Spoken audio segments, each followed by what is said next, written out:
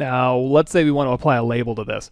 One thing I forgot to mention is that you can just drag stuff from your browser onto the object here. So if I want to, I can drag this Ryzen Threadripper PNG file and just drag it right onto my glass here and tell it to add it as a label.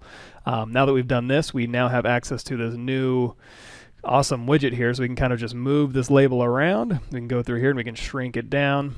We can kind of position this right on our glass here. So we'll kind of position this as we see fit. You see it's going on through both sides here, so we're going to see if we can fix that in just a second. There we go, that'll work. So we'll go ahead and hit plus.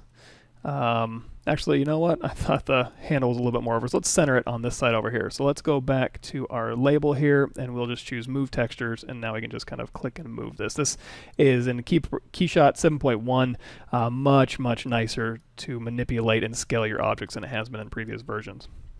We'll scale this down just a bit and move it around. And like I said before, if we don't want this to go all the way through into this side, let's see if we can fix that. So with the label selected, we've got diffuse selected on the label. Let's open up size and mapping and color.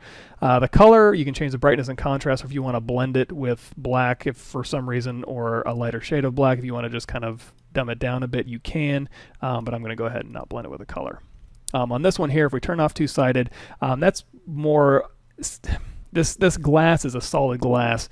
It has a side on the front and then the inside of that front side, and then immediately as it wraps around it has two sides on this thing. So really two-sided is only taking into account it going through that one surface. To get rid of it on this back side, what we're going to have to do, I believe, is go over here to depth. And as we crank that depth up, you're going to see it disappearing from that back side here. Unfortunately, you can see how it's drawing all the way through.